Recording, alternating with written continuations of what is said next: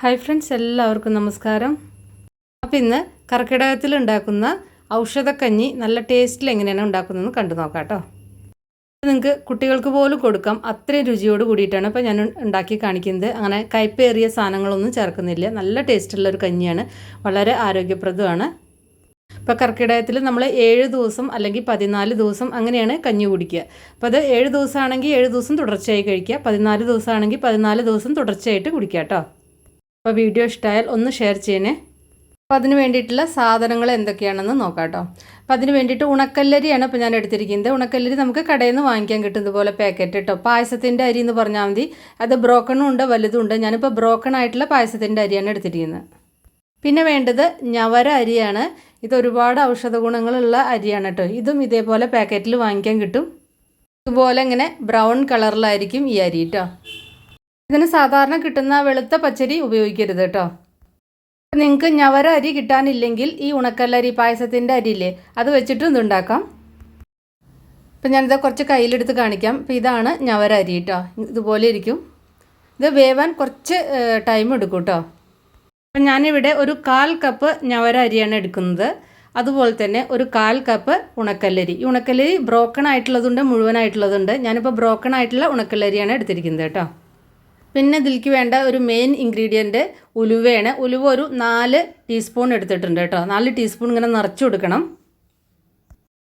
ഇതിലേക്ക് ഇനി നിങ്ങൾക്ക് വേണമെങ്കിൽ ഒരു 3 ടീസ്പൂൺ ചെറുപയർ, നമ്മളെ തൊലിയോട് കൂടിയിട്ടുള്ള പച്ച ചെറുപയറില്ലേ, അത് ചേർക്കാം. അതുപോലെ തന്നെ 1 ടീസ്പൂൺ ഗോതമ്പ് ഉണ്ടെങ്കിൽ സൂചി ഗോതമ്പും ചേർക്കാവുന്നതാണ് കേട്ടോ. അപ്പോൾ ഞാൻ ഇത് രണ്ടും ചേർക്കുന്നില്ല.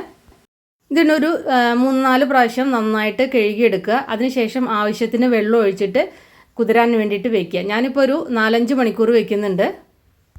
ഇനി നമുക്ക് വീട്ടിൽ എപ്പോഴും കിട്ടുന്ന സാധനങ്ങൾ വെച്ചിട്ടാണ് ഇപ്പോൾ ഞാനിത് കാണിക്കുന്നത് കേട്ടോ. അപ്പോൾ അതിന് വേണ്ടിയിട്ട് ഒരു 4 പ്ലാവില എടുത്തിട്ടുണ്ട്. അതിൻ്റെ ഞെട്ട് ഇതേപോലെ എടുക്കുക.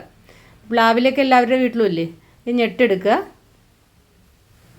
അപ്പം ഞാൻ ഇതിൽ കാണിക്കുന്ന ഇൻഗ്രീഡിയൻസിൽ നിങ്ങളുടെ കയ്യിൽ ഏതെങ്കിലും നിങ്ങളുടെ കയ്യിൽ ഇല്ല, അല്ലെങ്കിൽ നിങ്ങൾക്ക് കിട്ടാൻ ബുദ്ധിമുട്ടുണ്ടെങ്കിൽ ഉള്ളത് വെച്ചിട്ട് ഇത് ഉണ്ടാക്കാവുന്നതാണ് കേട്ടോ. അതൊരു 4 പ്ലാവില ഞെട്ട് വെച്ചിട്ടുണ്ട്. പിന്നെ 1 ടേബിൾ സ്പൂൺ ഉണക്കമല്ലി ഇല്ലെങ്കിൽ മല്ലിപ്പൊടി ഒരു 2 ടീസ്പൂൺ വെച്ചാലും മതി. പിന്നെ ഇതേപോലെ 2 കഷ്ണം ചുക്ക് കേട്ടോ. ചുക്കിന് പകരം ചുക്കുപൊടിയും ചേർക്കാം. പിന്നെ വേണ്ടത് 1.5 ടീസ്പൂൺ ചെറിയ ജീരകമാണ്. പിന്നെ 2-3 നുള്ള് അയമോദകം അധികമായി പോകരുത് കേട്ടോ. അപ്പോൾ 2-3 നുള്ള് മതി അയമോദകം. പിന്നെ ശതകുപ്പയാണ് വേണ്ടത്. ശതകുപ്പ 1.5 ടീസ്പൂണാണ് എടുത്തിരിക്കുന്നത്. ഇതാണ് കേട്ടോ ശതകുപ്പ. കണ്ടു കഴിഞ്ഞാൽ ചെറിയ അങ്ങനെ മല്ലിയുടെ ആ ഒരു തരിയില്ലേ, അതൊന്ന് സ്പ്ലിറ്റ് ചെയ്ത പോലെ ഇരിക്കും കണ്ടു കഴിഞ്ഞാൽ. ഇതിന് നല്ല ടേസ്റ്റ്, നല്ല രുചി കിട്ടാനൊക്കെ നല്ലതാണ്, ഫ്ലേവർ കിട്ടാൻ. അപ്പോൾ ഇതൊക്കെ ആയുർവേദ കടകളിൽ വാങ്ങിക്കാൻ കിട്ടും കേട്ടോ. പിന്നെ വേണ്ടത് ഒരു 3 കുറുന്തോട്ടിയുടെ വേരാണ്. ഇതിപ്പോൾ ഞാൻ വീട്ടിലുള്ള കാരണം ഞാൻ പറിച്ചിട്ട് കഴുകി വൃത്തിയാക്കിയതാണ്. അപ്പോൾ ഇതാണ് കുറുന്തോട്ടി. അപ്പോൾ ഇതിൻ്റെ വേരാണ് ഇപ്പോൾ എടുത്തിരിക്കുന്നത് കേട്ടോ. ഒരു 3 എണ്ണം മതി.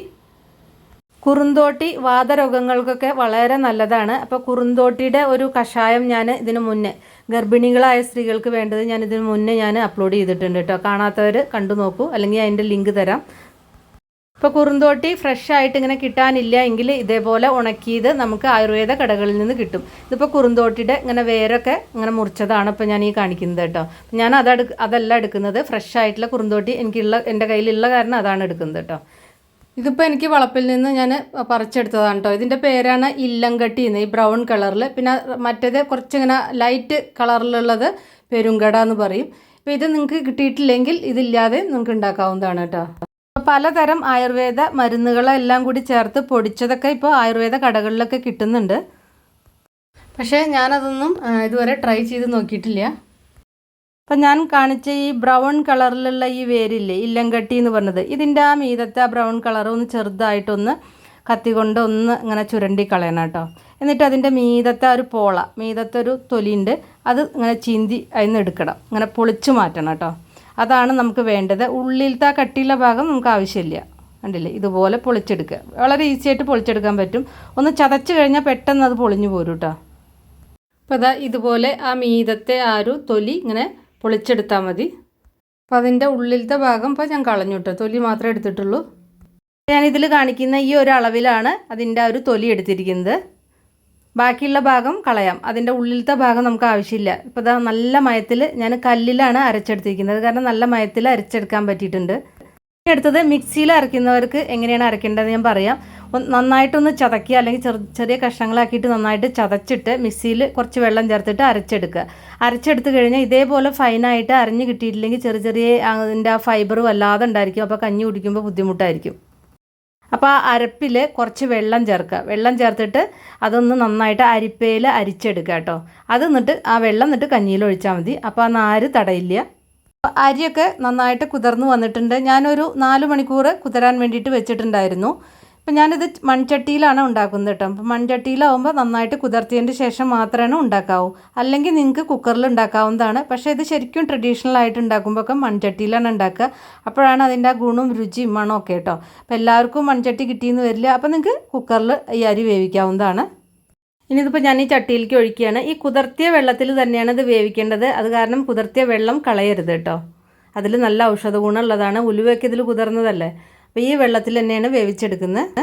കുക്കറിലാണ് നിങ്ങൾ വേവിക്കുന്നതെങ്കിൽ മീഡിയം ഫ്ലെയിമിൽ ഒരു 2 വിസിൽ മതിയാവും കേട്ടോ. ഞാനിപ്പോൾ ഇതിലേക്ക് 2 കപ്പും കൂടി വെള്ളം ചേർക്കുന്നുണ്ട്.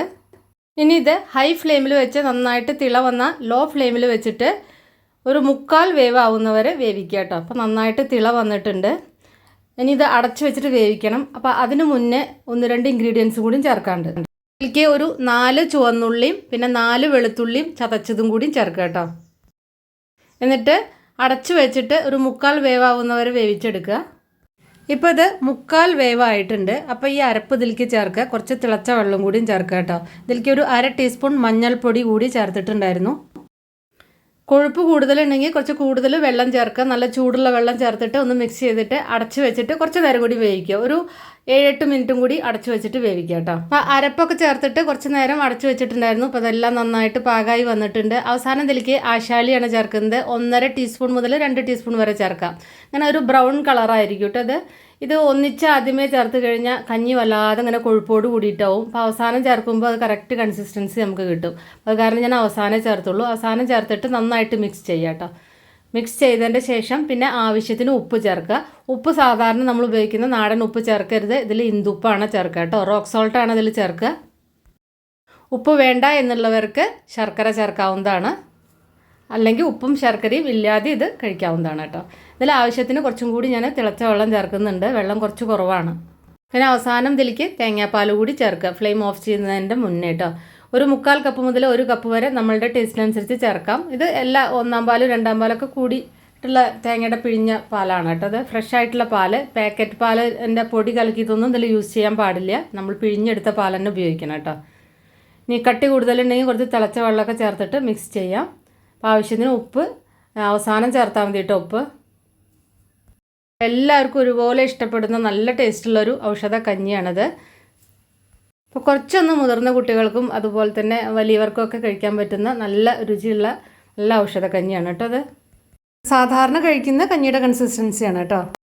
അവസാനം ഇതിലേക്ക് ഉള്ളി മൂപ്പിച്ചിടാം. 1 ടേബിൾ സ്പൂൺ നെയ്യ് ചൂടാക്കിയിട്ട് അതിലേക്ക് ഒരു 7-8 ചുവന്നുള്ളി അരിഞ്ഞത് ഒന്ന് മൂപ്പിച്ചിട്ട് ഇതിലേക്ക് ചേർക്കാം. ഇത് നിങ്ങൾക്ക് വേണ്ടെങ്കിൽ സ്കിപ്പ് ചെയ്യാവുന്നതാണ്. ഇതും കൂടി ചേർത്താൽ നല്ല ടേസ്റ്റാണ് കേട്ടോ.